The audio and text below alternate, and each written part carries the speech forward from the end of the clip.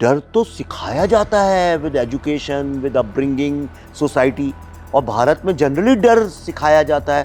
अरे रे रे वहाँ मत जाना, ये हो जाएगा। अरे तुम मत पढ़ो ये कश्मीर अश्मीर के पचड़े में। ये हमारे यहाँ सिखाया जाता है। ने लाखों स्टोरियां लिखी थी और आज हमारे पास कम से कम 5 लाख स्टोरियां। हर एक कश्मीरी हिंदू के पास एक स्टोरी है नरसंहार की, जेनोसाइड की। कहते हैं कश्मीर में इंफॉर्मेशन जितनी फास्ट भागती है उतनी वर्ल्ड में कहीं नहीं भाग सकती बिना फोन के। आप यहाँ घुसोगे और 500 मील दूर उसको 2 मिनट में पता चल जाता है। कैसे भगवान जाने, बिना फोन उनके उनका कुछ सिस्टम है। और इसमें कोई शक नहीं, अगर गोरे लोग यहाँ होते तो भारत एक साफ सुथरा अच्छा खूबसूरत देश होता। अरे लोग एक बुलडोजर के चलने के कारण बंद कर दिया है यूपी में राइट्स करना अगर लोगों ने, तो सोचिए अगर जिस दिन हमारा जुडिशरी खड़े होकर बोल देगा कश्मीरी पंडितों के साथ जो हुआ बिल्कुल गलत हुआ और एक आदमी नहीं रोक सकता उन्हें जाने से, और अगर होगा वहां की पुलिस सब सस्पेंडेड। तुमने 2 पटकाधारी गुंडों ने करिश्मा कपूर को छेड़ दिया। उसका भाई बेचारा ऋतिक रोशन मजबूरी में बंदूक न उठाता तो क्या करता। ये सारे कश्मीरी पंडित इतना अत्याचार सहने के बावजूद 32 साल से सह रहे हैं, लड़ रहे हैं। उत्पल जी जैसे लोग, ये करेज का बहुत बड़ी निशानी है। इन्हें हार ना मानना सबसे बड़ी करेज होती है दुनिया में। बहुत वक्त बाद मेरे साथ ऐसा हुआ था कि मुझे एक फिल्म देखनी थी और उसकी सिर्फ एक सीट अवेलेबल थी। मैंने वो सीट ली, बीच की सीट। आमतौर पे मैं कॉर्नर की सीट लेता हूँ, अकेले बैठता हूँ सबके आस पास। ऐसा एक्सपीरियंस मुझे पहले कभी नहीं हुआ था। मेरे इधर जो बंदा था वो रो रहा था। उसने कहा ये हमारे साथ हुआ है। उधर कहीं कहीं लोग, मतलब वो एक्सपीरियंस मुझे लाइफ में कभी नहीं हुआ था। That was Kashmir files. अब मुझे टिकट लेने की ज़रूरत नहीं पड़ेगी क्योंकि अब जो आप ला रहे हैं वो OTT पे है। सो कंग्रेचुलेशंस फॉर दैट कि आपने वो चीज़ दिखाई जो हमें पहली बार लगा कि हम फिल्मों में जो देखते हैं वो फिक्शन होता है। बट वो जो आसपास हमने एक्सपीरियंस किया, लोगों को देखा रोते हुए, कहते हुए कि अरे ये तो हमारे साथ हुआ है, हमारे पड़ोसी के साथ हुआ है, तो सोचा कैसे आपने ये कि मतलब करना है और फिर अब दोबारा से अनरिपोर्टेड? कई बार जीवन में कुछ लोगों के साथ ऐसा होता है, बहुत चीज़ें आप खुद नहीं करते हैं, कोई करवाने वाला होता है, आप मीडियम बन जाते हैं। तो ये कश्मीर का जो पूरा सफ़र है, ये I am just a medium. और मैं ऐसा मानना चाहता हूँ कि मुझे माँ आशीर्वाद का, माँ सरस्वती का आशीर्वाद है। तो जब मैं एक अच्छी भावना के साथ, श्रद्धा के साथ कुछ करता हूँ, वो हो जाता है। लेकिन अगर तुम्हें वो फ़िल्म देखते हुए ऐसा महसूस हुआ, तो वो कश्मीर फाइल्स फ़िल्म थी। ये देखते हुए तुम्हें महसूस होगा कि ये तुम्हारे साथ हो रहा है, क्योंकि तुम वहीं हो।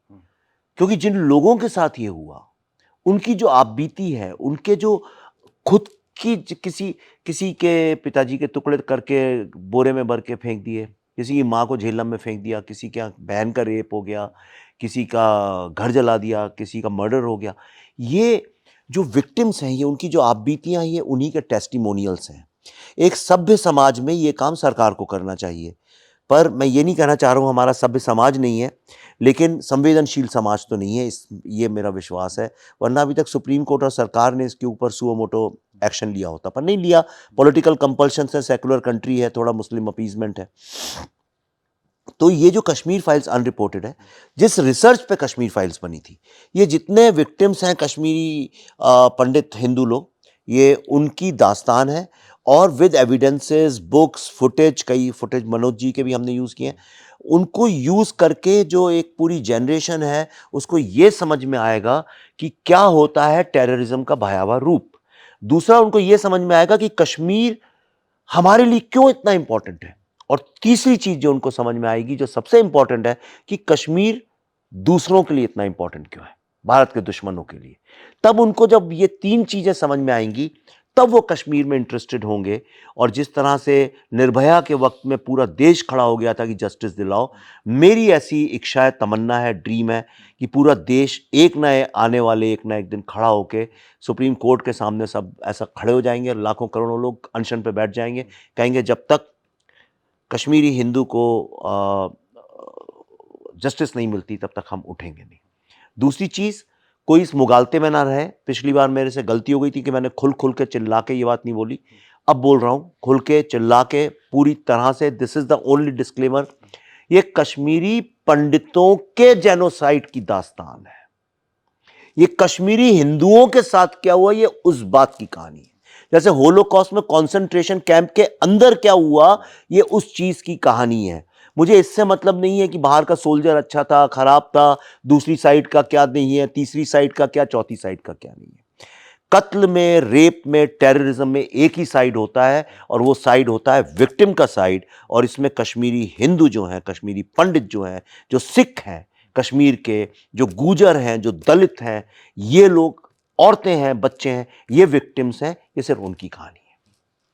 मनोज सर, मैंने आपसे अभी जिक्र भी किया कि एक प्रेस कॉन्फ्रेंस हुई थी कश्मीर फाइल्स के बाद, जब एक तरह से मतलब कश्मीर फाइल्स मूवमेंट बन गया, जी जी, अभी तक चल रहा है।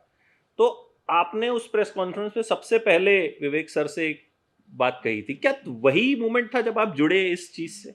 जी मैं एक्चुअली विवेक जी से मिला तो उस दिन पहली बार, और मैंने जो सवाल पूछा था वो इसलिए था क्योंकि जो विवेक जी महसूस कर रहे हैं, जो तकलीफ इन्होंने झेली, जो इनके ऊपर लोगों ने अटैक किया, इनको दोष दिया कि ये प्रोपेगेंडा कर रहे हैं, मैंने कहा मैंने भी जब पहली बार स्टोरी की थी तो मैं अकेला ही खड़ा हुआ था, किसी और मीडिया हाउस ने स्टोरी नहीं की। ऐसा लगा कि मैंने कुछ ऐसी बात बोल दी जो कि वास्तव में है ही नहीं।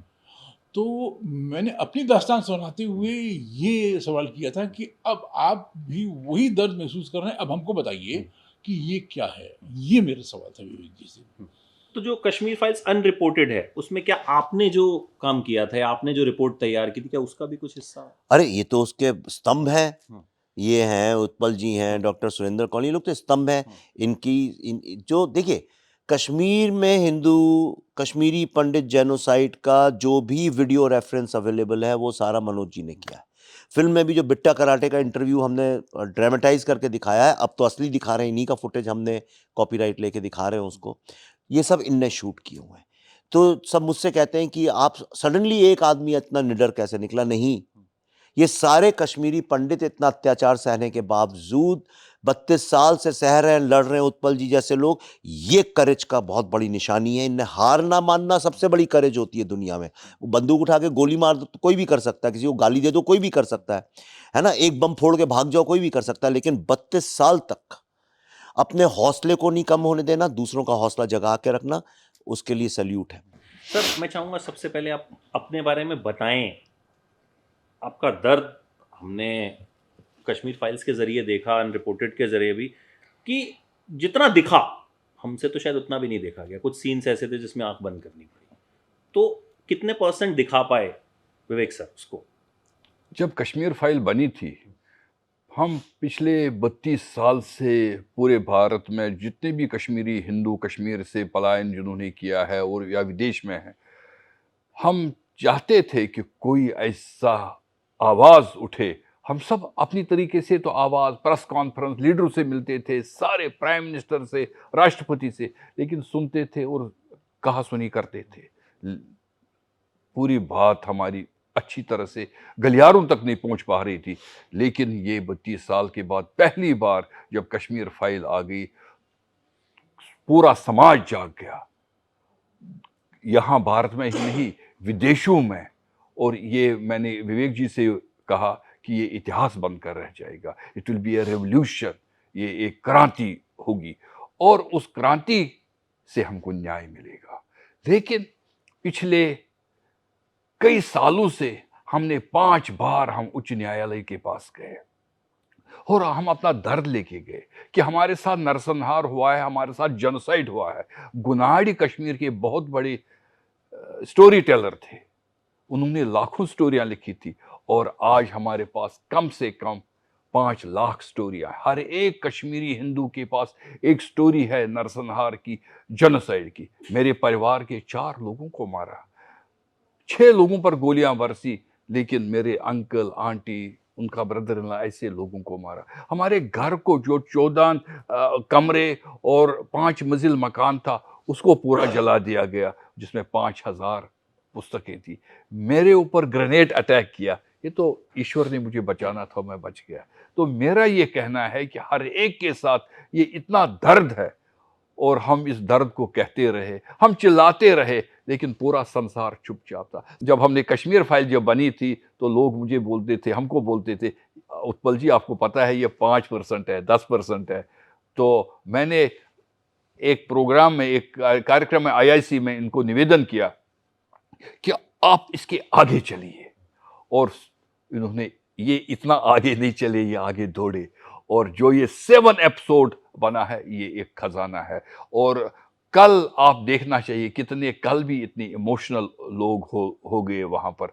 और सबसे बड़ी अच्छी बात रही, जस्टिस नीलकंठ गुंजू की डॉटर भी वो देख रही थी, और मैं उनके पास गया और मैंने उनको पूछा आपको कुछ बताना है, तो उन्होंने बोला मेरे पिताजी को जस्टिस मिलना चाहिए, और उसके साथ साथ जितने भी विक्टिम्स हैं जेनोसाइड के उनको जस्टिस मिलना चाहिए।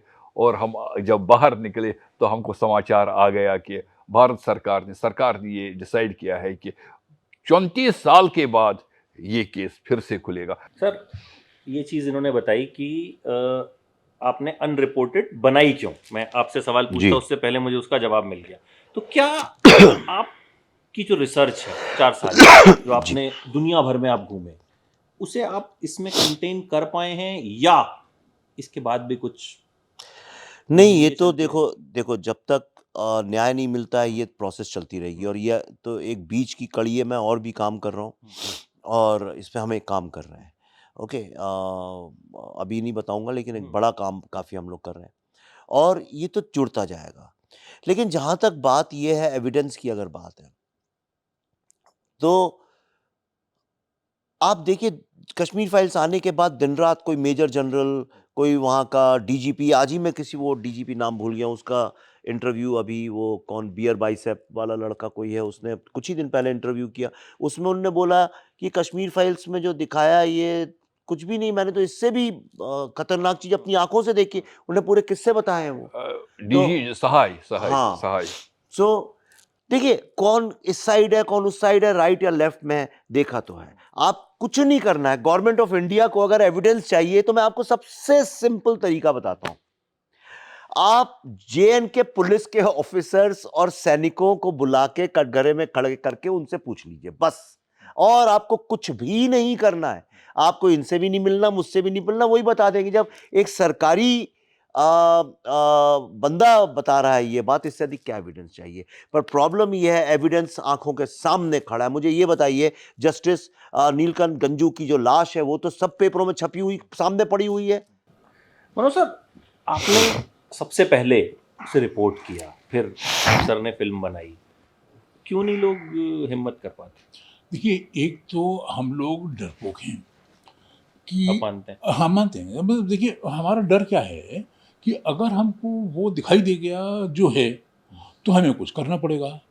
करने की हिम्मत नहीं है, इसलिए दिखाई नहीं दे रहा। एक तो हमारे अंदर डर, दूसरी हमारी बेईमानी, यार हो रहा है, किसी और के साथ हो रहा है तो सन्नू की, तो एक वो है। तीसरे एक करंट है, जो सबसे बड़ी जो हॉबी है विवेक जी की इस फिल्म की, और उसके बाद कश्मीर फाइल्स अनरिपोर्टेड की, कि जो एक धारा थी कि पूरी पॉलिटिकल क्लास चुप थी, पूरी मीडिया चुप थी, और फिल्म बनाने वाले हमको उल्टी बात पढ़ा रहे थे कि देखो ऐसा है, ये जो आतंकवादी हैं ये तो बेचारे बहुत ही मासूम लोग हैं। हुआ क्या है कि तुमने 2 पटकाधारी गुंडों ने करिश्मा कपूर को छेड़ दिया, उसका भाई बेचारा ऋतिक रोशन मजबूरी में बंदूक न उठाता तो क्या करता। तो हमने ये दिखाया कि ये आतंकवादी तो मासूम हैं, बदमाश तुम हिंदू हो जिसने उसको मासूम लड़के को मजबूर करके आतंकवादी बना दिया। उस वातावरण के खिलाफ जाके इन्होंने फिल्म बनाई है, उस पूरे नैरेटिव के खिलाफ अकेले हिम्मत करके फिल्म बनाई है। तो आप में हिम्मत कैसे आई? आपकी फैमिली ने नहीं बोला काहे पंगे ले रहे हो? नहीं, वो दो चीजें हैं। एक तो मेरा फिलोसॉफिकल बात नहीं, लेकिन जो सत्य है, जो कि कोई डिनाई नहीं कर सकता इस दुनिया में, हर कोई पैदा तो हिम्मत के ही साथ होता है। तुम भी जब बच्चे थे तो तुम डरते थोड़ी थे अंधेरे कमरे में जाने में या कहीं से कूद जाने में। कोई भी जानवर हो, छोटे बच्चे होते हैं, कोई भी कुत्ता उत्ता घूम रहा है उसका गले पकड़ लेते हैं, यूं पकड़ लेते हैं यूं करके।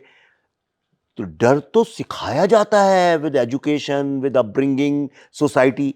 और भारत में जनरली डर सिखाया जाता है, अरे रे रे वहाँ मत जाना, अरे वहाँ झगड़ा चल रहा है वहाँ से दूर रहो, अच्छा यहाँ ही हो गया, अरे उसमें मत पढ़ो, अच्छा राइट्स के बारे में कुछ नहीं बोलना, ये हो जाएगा, अरे तुम मत पढ़ो ये कश्मीर के पचड़े में। ये हमारे यहाँ सिखाया जाता है। और हमारी सोसाइटी में डरना, ये सही कह रहे हैं, कल्टीवेट किया जाता है। इसलिए आप देखिए आम मिडिल क्लास का आदमी डरा डरा ही इस देश में रहता है। और इस डर का फ़ायदा जो उठाते हैं वो वेस्टेड पॉलिटिकल पार्टीज उठाती हैं, रिलीजियस गुरुज उठाते हैं, आपको डरा डरा के अपनी दुकानें चलाते हैं वो लोग। इस डर का फ़ायदा हर कोई उठा रहा है और एक आदमी डर रहा है। एक वक्त आया मेरे जीवन में जब मैंने रियलाइज़ किया, मैं गोल कर रहा था, मैं जॉन अब्राहम से क्यों डरूं? ये कौन होता है आके रोज़ सुबह डराने वाला? 300 काबिल लोग खड़े हैं, पढ़े लिखे, ये वो आके एक छोटा सा हीरो आके डरा रहा है, कल को कोई और प्रोड्यूसर आके डरा रहा है, डिस्ट्रीब्यूटर। हर आदमी आपको अगर डराता ही रहेगा तो आप क्या करेंगे? इसीलिए हमारा देखिए सत्य इतनी इजीली मिलता नहीं है।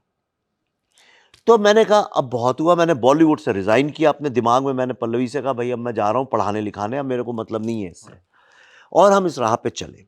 फिर डॉक्टर सुरेंद्र कौल जब मुझे मिले वहाँ ह्यूस्टन में, तो उन्होंने मुझसे बोला कि विवेक जी आप क्यों नहीं इस विषय पे फिल्म बनाते हैं? अरे मैंने कहा ये डॉक्यूमेंट्री कोई देखता नहीं है सुरेंद्र जी, क्या फ़ायदा ये करने का? कहला आप सोचिए तो। फिर मैंने सोचा, देखा, पढ़ा, समझा, और मैं आपको सच बता रहा हूँ मैं रातों को सो नहीं पा रहा था। इसलिए कि कोई आके आपके घर से आपकी सारी पुश्तैनी संपत्ति ले जाए, आपके पिताजी की फ़ोटो उठा के ले जाए, सब कुछ ले जाए, आपको भी, आपके घर वालों को मार डाले, सब कुछ कर डाले, आपके घर पे भी कब्जा कर ले, और आप तमाशबीन की तरह देख रहे हैं आपकी पूरी ज़िंदगी। आप मर जाएंगे तो लोग क्या बोलेंगे कि भाई ये तो तमाशबीन थे, राइट? मैंने कहा मैं तमाशबीन बन के नहीं मरना चाहता हूँ। मरना है तो अब तमाशे का जवाब तमाशे से ही देना पड़ेगा। तो मैं कैसे करूं? मैं राजनीति में तो हूं नहीं। तो मैंने कहा मैं स्टोरी टेलर हूं, तो मैं वो कहानी तो सुना सकता हूं तो आपके दर्द की। और ये पूरी तरह से हमने, अगर आप फिल्म देखें तो हमने सिर्फ 2 ही पहलुओं को पकड़ा है कि जितनी ईमानदारी से, थोड़ा सिनेमा का मीडियम ऐसा है कि थोड़ी तो लिबर्टीज़ लेनी पड़ती हैं, तो हमने कई सारे इवेंट्स को एक फैमिली में जोड़ दिया, वो हमने लिबर्टी ली, थोड़ा टाइम आगे पीछे करके। लेकिन जितनी ईमानदारी से आप ईश्वर की श्रद्धा करते हैं, उससे भी ज़्यादा ईमानदारी से हमने कहा इनके दर्द की कहानी उसी रूप में लोगों तक पहुँचे, बिना छल कपट के, और उसी तरह से वो पहुँची देखिए लोगों तक। तो ये निडरता से ज़्यादा मेरे ख्याल से ह्यूमैनिटी का एंगल था। और मुझे नहीं लगता मैं निडर हूँ, मैं सोचता भी नहीं इस तरह से। मुझे तो लगता है हर फिल्म मेकर को, हर जर्नलिस्ट को निडर होना चाहिए, तुमको भी होना चाहिए, हाँ, नहीं, मैं तो हर किसी को होना चाहिए, निडर ही होना चाहिए। तभी आपके सामने राजनीति, जो पॉलिटिकल पार्टीज हैं, झुकेंगी। पॉलिटिकल पार्टीज डरे हुए लोगों का फ़ायदा उठाती हैं, और जो निडर लोग होते हैं उनके सामने घुटने टेक देती हैं। इसका सबसे बड़ा उदाहरण ये है कि कश्मीर में बंदूक लेके जो लोग निकले, उनके सामने भारत सरकार ने, भारत के पूरे मीडिया ने, भारत के पूरे इंटेलेक्चुअल्स ने घुटने टेक दिए। मैं कश्मीर फाइल जब सर रिलीज़ नहीं हुई थी, एक कुछ था, मैंने सर का एक जूम पे इंटरव्यू किया जी। तो बड़ी लंबी हमारी बातचीत हुई। इन्होंने मुझसे कहा जो पूछना है तुम पूछो। मैंने कहा सर अक्सर क्या होता है कि हम इंटरव्यू करते हैं ना, तो एक ब्रीफ आता है, सुनो ये मत पूछना, ये मत पूछना, कंट्रोवर्सी हो जाएगी। तो इन्होंने कहा नहीं तुम यार जो मर्जी पूछो। तो उस वक्त ना मैंने इनका विकिपीडिया पढ़ के सुनाया। उस विकिपीडिया में क्या था, इनके बारे में कुछ लिखा हुआ था कि विवेक रंजन अग्निहोत्री बहुत घटिया फिल्में बनाते हैं, ये करते हैं। मैंने आपको सुनाया था वो। तो आपको लगता है कश्मीर फाइल्स के बाद कहीं ना कहीं पूरी तरह से चीजें आपके लिए भी बदल गई? कहीं ना कहीं लोगों का नहीं, अब तो परसेप्शन जो था, नहीं, अब तो और बढ़ जाए। वो जो लिखा हुआ था वो कश्मीर फाइल्स के ही चलते लिखा हुआ था। कश्मीर फाइल तो 4 साल से बन रही थी। भारत के डरे हुए लोगों को कुछ नहीं पता होता है, लेकिन जिनके पास बंदूकें, वो टेररिस्ट ऑर्गेनाइजेशन सब जानती हैं। जो इस्लामिस्ट लोग हैं, बड़ा उनका इंटेलिजेंस। मुझे डीजीपी साहब ने बोला था, मैं कश्मीर गया था परमिशन लेने एक लोकेशन की, तो उन्होंने मुझसे बोला था विवेक जी ये बताइए कि वर्ल्ड में अब तक का सबसे फास्टेस्ट कम्युनिकेशन नेटवर्क क्या है? मैंने कहा 5G। बोले नहीं, KG। मैंने क्या मतलब? कहते हैं कश्मीर में इंफॉर्मेशन जितनी फास्ट भागती है उतनी वर्ल्ड में कहीं नहीं भाग सकती बिना फोन के। सच्ची बता रहा हूं, उनका ऐसा इंटेलिजेंस सिस्टम है, आप कल्पना नहीं कर सकते। आप लैंड करोगे किसी, आप यहां घुसोगे और 500 मील दूर उसको 2 मिनट में पता चल जाता है, कैसे भगवान जाने, बिना फोन उनका कुछ सिस्टम है। ये मुझे डीजीपी साहब ने बोला, डायरेक्टर जनरल ऑफ पुलिस ने, कोई छोटे मोटे आदमी ने नहीं बोला था ये बात मुझसे। तो कश्मीर के जो इस्लामिस्ट हैं उनको पता थी ये बात, और उन लोगों ने मेरे विकिपीडिया पेज को वैंडलाइज किया। उनको पता था कि भाई इसको कैसे रोका जाए, इसलिए उन लोगों ने लगातार वो प्रोपेगेंडा बोल बोल के उसको रुकवाया। ऑक्सफोर्ड डिबेटिंग क्लब बहुत प्रेस्टिजियस जगह है, वहाँ पे बड़े बड़े नाम भी नहीं पता है, मैं भूल गया हूँ, पर बड़े बड़े जो वर्ल्ड के टॉप होते हैं, मंडेला, गांधी, भुट्टो, इंदिरा गांधी, इस तरह के लोगों को बुलाया जाता है। उन्होंने मुझे बुलाया इस फिल्म के बाद डिबेट के लिए। तो आपने जब मुझसे विकिपीडिया का सवाल पूछा था, आई डिडंट केयर, मैंने लिख दिया होगा, क्योंकि हमारा क्या जाता है, हम तो जो है, जो हमें जानते हैं वो तो जानते हैं हम क्या कर रहे हैं भाई। और ऑक्सफोर्ड डिबेटिंग क्लब में, यूके की बात बता रहा हूँ, पिछले साल की है, जब हम वहाँ गए उसके कुछ घंटे पहले उन लोगों ने एक वो भेजा ईमेल कि नहीं ये सडनली कुछ प्रॉब्लम आ गया, ये हो गया, कुछ हो गया। आज तक उनके 100 साल के इतिहास में कभी नहीं हुआ ऐसा, और वो डबल बुकिंग ले ली। मैंने चेक करवाया, हो ही नहीं सकता, उसका सिस्टम ही नहीं है डबल बुकिंग वाला। उसके बाद आपने एक प्रेस कॉन्फ्रेंस मैंने की जरूर थी, लेकिन मैं आपको दूसरी बात बताना चाहता हूं। मैंने क्या किया, वो नहीं, उनने क्या किया। क्यों रोकी गई वो? उस विकिपीडिया पेज के कारण। उसमें लिखा था ये तो नेशनलिस्ट गवर्नमेंट को सपोर्ट करते हैं, ये मेजॉरिटेरियन गवर्नमेंट को सपोर्ट करते हैं। His photo has been seen with Mohan Bhagwat who is a RSS militant। ये मेरे उसमें लिखा हो, हिंदू मिलिटेंट, मेरे विकिपीडिया पेज में लिखा ये सब भर भर के। और वहां जाके उन लोगों ने कुछ नहीं किया। उन्होंने अपना जो सोसाइटी थी उसमें कहा कि भाई ये विकिपीडिया पेज है, पाकिस्तान के लड़कों ने वो दिखाया, उसमें कुछ हमारे भारत के हिंदू बच्चे भी इन्वॉल्व थे। बड़े अफसोस की बात है। और एक कश्मीरी पंडित लड़की है, उसका नाम आप सब जानते हैं, वो लंदन में रहती है, वो भी इन्वॉल्व थी उसमें, ठीक है। और वो यासीन मलिक की बड़ी अच्छी दोस्त है, यासीन मलिक उसी के घर में रुकता है शायद, ऐसा मैंने सुना। मैं किसी पे लांछन नहीं लगाना चाहता, ऐसा मैंने सुनी सुनाई बात है कि वो बड़े अच्छे दोस्त हैं दोनों। आप बड़ी बड़ी बातें ऐसी कहते हैं। और वो प्रोग्राम कैंसिल हुआ। आप ये देखिए, जेनोसाइड के ऊपर फिल्म बनाने वाले का प्रोग्राम, जिन लोगों ने जेनोसाइड किया उन्होंने कैंसिल करवा दिया। कैसे? इसे कहते हैं इन्फोवॉर। ये है इन्फोवॉर। ये जो इंडिया में ये कम्युनल फैक्ट चेकर्स बैठे हुए हैं, राइट, ये भारत के दुश्मनों के एजेंट्स हैं। इनको लाइटली नहीं लेना चाहिए। आज का जो वॉर है, ये बंदूकों से नहीं लड़ा जा रहा है, टेररिज्म का वॉर, ये लड़ा जा रहा है इन्फो वॉर और साइबर वॉर से। और इससे लड़ने की बहुत जबरदस्त आवश्यकता है, और वो तभी संभव है जब इनको खुल के एक्सपोज किया जाए। ठीक है, मैं उस विचारधारा का नहीं हूं। अरे रे देखिए, फैक्ट चेकर्स किस बात के फैक्ट चेकर्स हो भाई? तुम कोई डिग्री है फैक्ट चेकिंग की, कोई साइंस है फैक्ट चेकिंग की? और अगर तुम फैक्ट चेकर हो तो हर समय तुम हिंदुओं के खिलाफ गाली और मुस्लिमों के पक्षपात में करते हो। क्यों तुम नुपुर शर्मा के अगेंस्ट तुमने एडिट करके वीडियो डाला? क्यों झूठ लिखा? क्यों मेरी बेटी पे अटैक करवाया इस इस्लामिस्ट कम्युनल फैक्ट चेकर ने, मेरी बेटी के ऊपर? ये सारे के सारे जो हैं, ये उसी टेररिस्ट बिजनेस के, एंटरप्राइज के, टेररिज्म इंडस्ट्री के ही पार्ट हैं। इनको अलग ना समझिए। आज ये जो टेररिस्ट हैं, ये बंदूक लेके नहीं आ रहे हैं, ये कहीं पे जर्नलिस्ट हैं, ये कहीं पे आईएएस ऑफिसर्स हैं, ये कहीं पे पुलिस में घुस गए हैं। इनको इन्फिल्ट्रेट किया गया 32 साल। और ये बात मैं इसलिए कह रहा हूं कि जब जुडिशरी फेल हो जाती है, जब सरकारें फेल हो जाती हैं, तो इनके मंसूबे, हौसले बढ़ते हैं, इनको रास्ते मिलते हैं। वॉर है क्या? यही तो वॉर है। इनको इन्फिल्ट्रेट कर दो। जैसे कश्मीर में ऑपरेशन टुपाक में इन्फिल्ट्रेट करके पाकिस्तान ने भेजा था कबीलों के रूप में आर्मी को। आज इंडिया के इकोसिस्टम में कश्मीर के जो इस्लामिस्ट टेररिस्ट हैं, वो इन्फिल्ट्रेट होकर घुस गए हैं, और उनको सोसाइटी में किसी मीडिया हाउस के थ्रू या किसी थिंक टैंक के थ्रू, किसी एनजीओ के थ्रू इज्जत मिलती है, और उनकी वॉइस जो है वो मैटर करती है। यही लोग न्यूयॉर्क टाइम्स और वॉशिंगटन पोस्ट में जाके आर्टिकल्स लिखते हैं। ये सारे के सारे एक टेररिज्म इंडस्ट्री के पार्ट हैं, उसके ये एजेंट्स हैं, इनको आइडेंटिफाई करना, एक्सपोज करना, पनिश करना जब तक नहीं होगा, भारत टेररिज्म के अगेंस्ट लड़ाई कभी जीत ही नहीं सकता। आपके बच्चे, आपके पोते, आपके परपोते यहीं रहेंगे, कुछ नहीं होने वाला। लेकिन कहीं ना कहीं आपका प्रोग्राम, जैसे आपने बताया, रोका गया, आपने भी तो उसके बाद कहीं ना कहीं उनको उनका तोड़ निकाल लिया ना, आप पहुंच गए। नहीं, हम ऑक्सफोर्ड नहीं गए। ऑक्सफोर्ड भले ही आप नहीं पहुंचे, लेकिन आपको जहां तक पहुंचना था, लोगों तक पहुंचना था, वहां तो आप पहुंच गए।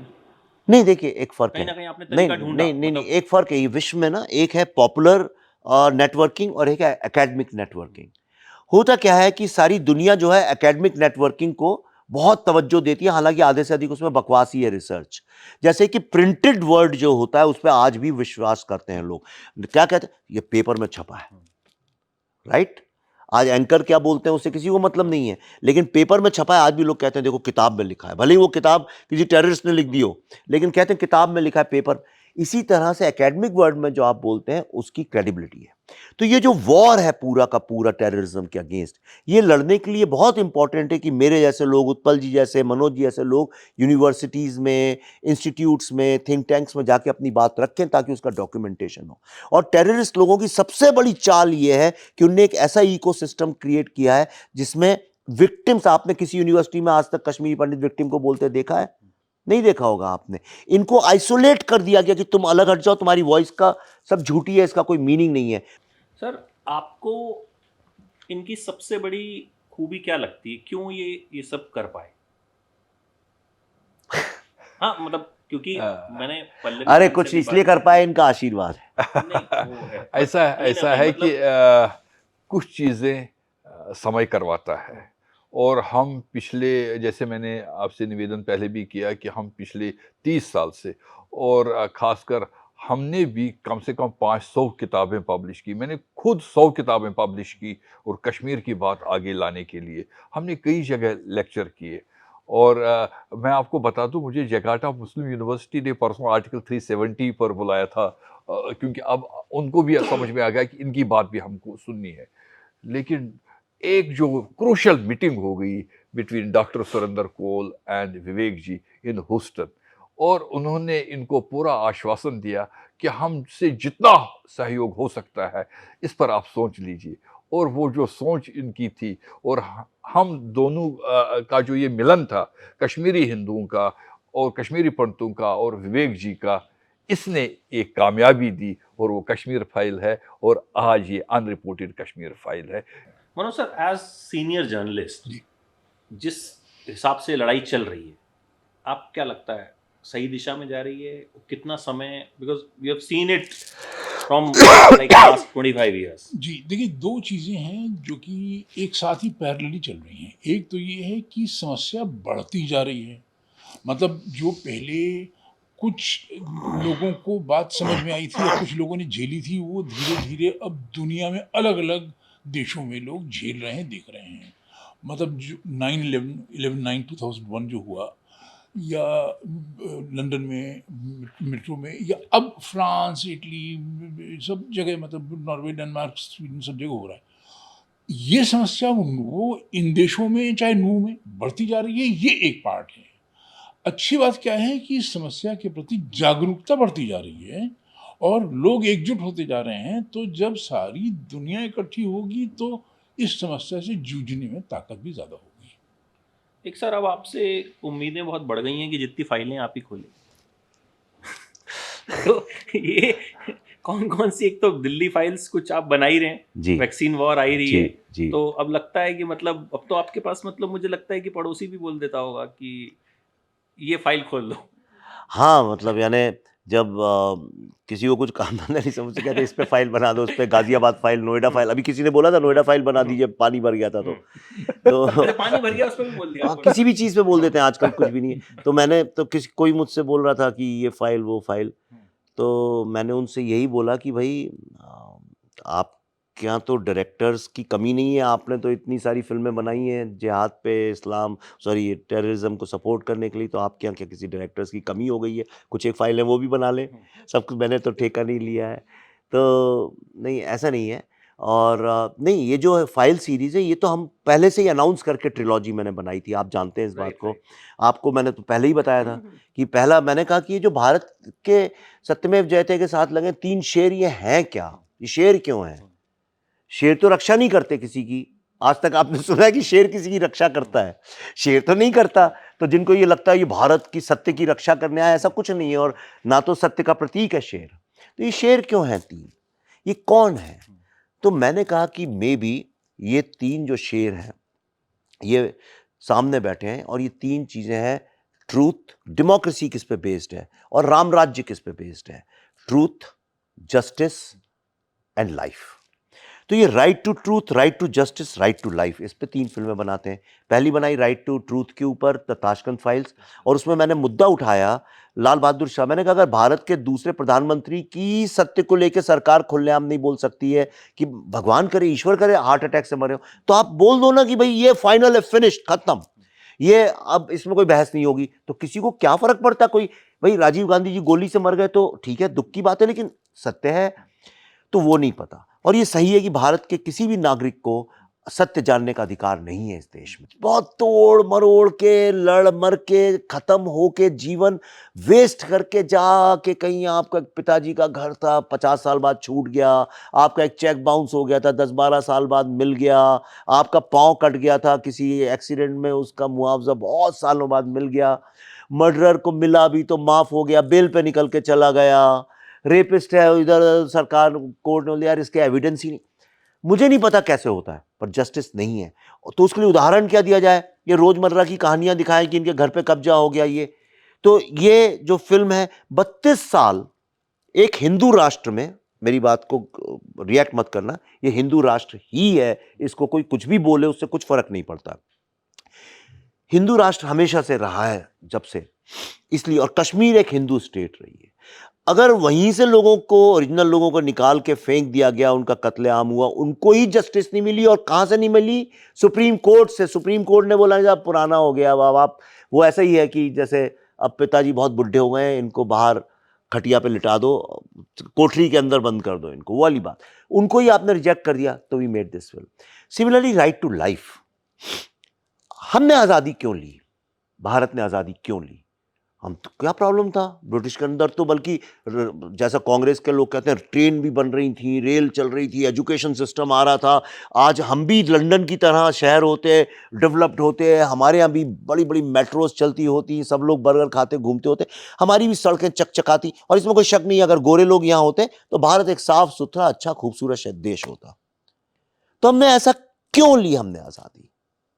हमने आजादी सिर्फ एक कारण से ली, सिर्फ एक कारण, कोई दूसरा कारण नहीं था उसके पीछे।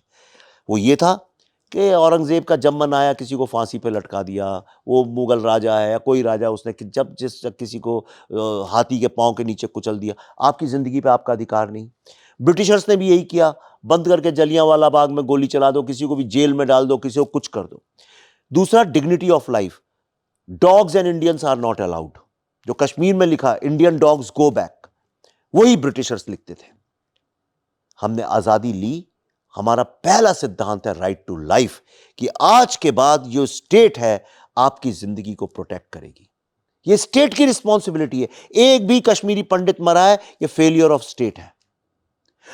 अच्छा चलो हो गया क्राइम, लेकिन उसकी सजा तो दो। आज भारत में आजादी के बाद, आजादी के पहले जितने लोगों का कत्ल हुआ था, उससे ज्यादा कम्युनल राइट्स में आजादी के बाद हुआ है भारत में। और इन किसी भी केसेस में बड़े बड़े कमीशंस बैठे हैं, रिटायर्ड चीफ जस्टिस के, एसआईटी इंक्वायरीज बैठी हैं, ये कमीशन, वो इंक्वायरी, वो कमेटी, कहीं किसी को आज तक जस्टिस नहीं मिली। इसलिए तो राइट्स होती हैं। अगर कोर्ट सबको फांसी पे लटका दे, मैं फांसी के अगेंस्ट हूं हालांकि, पर सबको ऐसी सजा दे, किसी की हिम्मत होगी उसके बाद कुछ करने की? अरे लोग एक बुलडोजर के चलने के कारण बंद कर दिया है यूपी में राइट्स करना अगर लोगों ने, तो सोचिए अगर जिस दिन हमारा जुडिशरी खड़े होकर बोल देगा कश्मीरी पंडितों के साथ जो हुआ बिल्कुल गलत हुआ, और एक आदमी नहीं रोक सकता उन्हें जाने से, और अगर होगा वहां की पुलिस सब सस्पेंडेड, भारत सरकार को चैलेंज कर दिया जाए, ये जुडिशरी के पास पावर है। आप देखिए किसी की मजाल है आज के बाद बंदूक उठा के मारे किसी को। भारत बहुत अच्छा देश है, ये विश्व के महानतम देशों में से एक है। इसको इस तरह से बर्बाद करने मुझे नहीं मैं बहुत अपसेट हूँ आज के मीडिया से। कहीं ना कहीं आपकी बात भी हुई तो मीडिया के थ्रू पहुंचती तो है, अगर कश्मीर फाइल ये तो कोई ये तो वो तो सरकार भी यही बोलती है। लोग लोकल ट्रेन में लटक लटक के मर के किसी तरह से घर से ऑफिस पहुंच जाते हैं, 2-4 मर भी जाते हैं रास्ते में। कहते हैं तो क्या हुआ, घर पहुंच तो रहे हो, ठीक है, डेमोक्रेसी है तो वोट तो देते हो। कहाँ है डेमोक्रेसी? किस बात की डेमोक्रेसी? डेमोक्रेसी में सबसे पहला राइट टू लाइफ होता है, राइट टू जस्टिस होता है। मैं एक बात बीच में रखना चाहता था। जब कश्मीर फाइल बहुत ज़्यादा देश विदेश में आ गई और हम कश्मीरी हिंदू लगभग 50,000 लोग हम एक्टिव हैं सोशल प्लेटफॉर्म में, तो ये हमारी फिल्म थी, ये हमारी कहानी थी, तो हम ज़्यादा से ज़्यादा इसको अगर करते थे, और अनरिपोर्टेड भी हमारी ही कहानी है। उस वक्त कुछ पॉलिटिकल पार्टीज़, और ख़ासकर मैं नाम लेना चाहता हूँ महबूबा मुफ्ती का, मैं नाम लेना चाहता हूँ फारूक अब्दुल्ला का। तो फारूक अब्दुल्ला ने बोला जी इन्होंने बहुत पैसे कमाए हैं इस कश्मीर फाइल से, इसको कश्मीर पंडित के लिए कुछ करना चाहिए। तो मैंने मीडिया के सामने, बहुत मीडिया था उस टाइम, विवेक जी मेरे साथ थे, नितिन गडकरी जी थे, अनुपम खेर जी थे, मैंने बोला Kashmiri Pandits don't sell their pain. हमने ये फिल्म पैसे कमाने के लिए नहीं की, इन्होंने पैसे कमाने के लिए फिल्म नहीं बनाई। हाँ, ये एक एज ही सेड, जैसे उन्होंने बताया, he is a story teller, और हमारी स्टोरी है, और हम चाहते हैं कि हमारी स्टोरी दुनिया भर में और सरकारी गलियारों तक, इंटेलेक्चुअल्स तक हमारी स्टोरी पहुँचे। ये हमारा मेन मकसद था, और उसकी बहुत बड़ी सक्सेस है, और पूरी कम्युनिटी इनको इसमें धन्यवाद देती है और थैंक्स करती है कि उन्होंने कितनी मेहनत करी। फारूक अब्दुल्ला जी से मैं कहना चाहूँगा कि आप अपना गुपकर रोड का जो करोड़ों अरबों का घर है आपका, वो खोल दीजिए, और वहाँ पे मैं स्कूल हॉस्पिटल सब बनवा दूंगा, और उसका सारा खर्चा मैं उठाने को तैयार हूँ। आप शुरू तो करिए, एक कदम उठाइए, हम 10 कदम चलते हैं। चलो खत्म हो गया। लास्ट में एक सवाल बताइए, आप बचपन से ऐसे ही क्रांतिकारी टाइप के अब जाते हैं? हाँ यार, पहले नक्सल हुआ करते थे, तो बसों में आग लगाते थे और खूब समाज को गाली देते थे भर भर के, सब कुछ बुरा ही लगता था दुनिया में। पर फिर अक्ल आ गई, समझ में आ गया कि ये सही रास्ता नहीं है। सही रास्ता वो है जो कश्मीरी पंडितों ने किया है, एजुकेशन, संस्कार, आर्ट, लिटरेचर, कल्चर, उस पर इन्वेस्ट करना चाहिए। मुझे ऐसा लगता है कि art and culture and education एक सोसाइटी की आत्मा होती है, उसमें इन्वेस्ट करना चाहिए, और उससे लोगों को समझ में आएगा कि बंदूक और कलम के बीच में जब लड़ाई होती है, अंततः कलम ही जीतेगी। और ये आज मैं हमेशा बोलता हूँ, हर स्पीच में बोलता हूँ, अगर आप देखें, मैं कहता हूँ लोगों के लिए ये स्टोरी ठीक है, स्ट्रगल, सेक्रीफाइस अपनी जगह है, मेरे लिए स्टोरी ऑफ विक्ट्री है।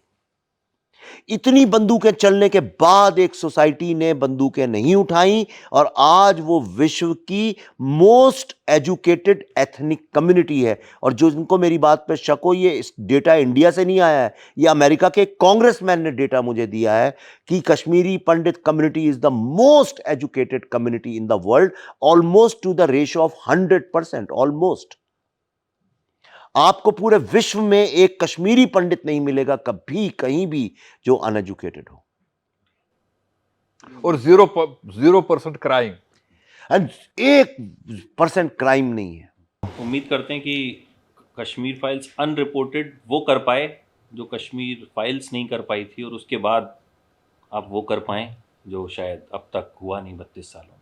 Thank you. Keep doing good work thank and keep inspiring us. Thank you. मतलब हालांकि आपसे बात करने बैठो तो बड़ी सारी चीज़ें हैं, बट वक्त की कमी है, 1 घंटा बीत गया। तो thank you so much sir, and उम्मीद करते हैं कि जो काम 32 साल में नहीं हुआ वो शुरू हुआ है तो कहीं ना कहीं मुकाम तक पहुंचे। Thank you. बहुत Thank you so धन्यवाद।